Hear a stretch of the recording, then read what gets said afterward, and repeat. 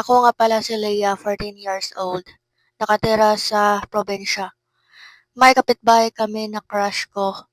Nagkasama kami sa isang boarding house sa bayan, malapit sa paaralan. Nauna lang siya ng 2 taon. Kaya ayun, mas nadoble na yung naramdaman ko para sa kanya. Na parang puppy love na yun.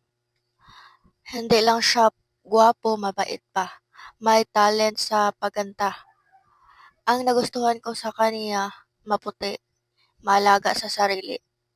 Basta parang nasa langit ako 'pag nakita ko siya. Pero hindi naman niya alam. Mahiya kasi ako. Parang kapatid na ang turingan namin sa isa't isa. Tuwing weekend lang kami makauwi sa amin. Sa weekend lang kami makasama pag-uwian na. Kaya ma-miss ko siya. Siguro sa palagi ko siyang iniisip, pumapasok na siya sa aking panaginip. Sobrang kinilig ako nung may event sa school. Kumanta siya, ang gaganda ng boses.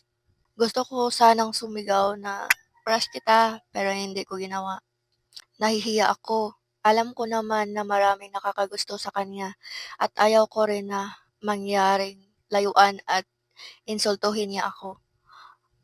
Maaring hindi na kami magpansinan, kaya tinago ko lang at syempre hindi ako nagkwento sa mga kaibigan ko. Baka malaman ni Kuya Crush.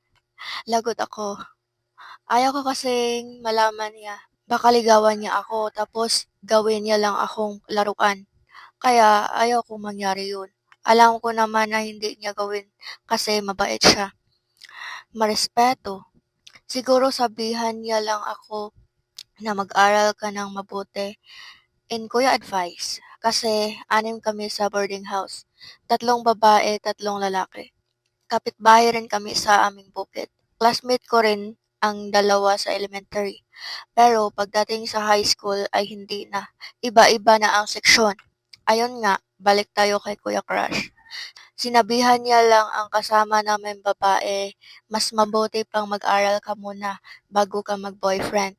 Ang bata mo pa, pero minabuti ko na lang itago to. Masaya na ako pag nakita ko siya. Siya ang inspirasyon ko. Mamiss ko siya kung hindi ko siya makita. Ang ginawa ko lang noon kapag weekend, pupunta ako sa bundok malapit sa kanila. Dalhin ko doon ang baka namin. Kunwari, nagpapakain ng mga damo. O kaya, dumaan ako sa kanila. Malapit lang kasi sa daanan ang bahay nila, papunta ng bahay nila lolo at lola. Marunong din siyang maglaro ng basketball. May palaro pag may fiesta malapit sa amin, sumali yan siya.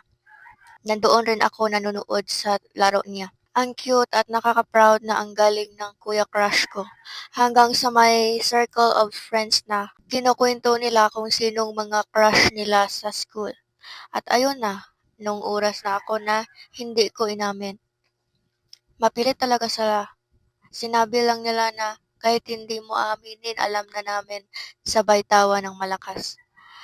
Wala naman akong sinabihan ni isa sa kanila kasi alam kong asarin nila ako.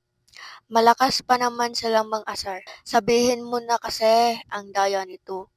Sabi nila sabay tawa.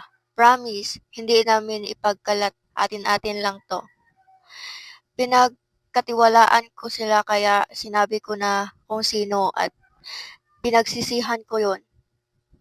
Ito siguro ang pinakahiyang-hiya ako sa sarili ko kasi nakarating na sa ibang tao yun.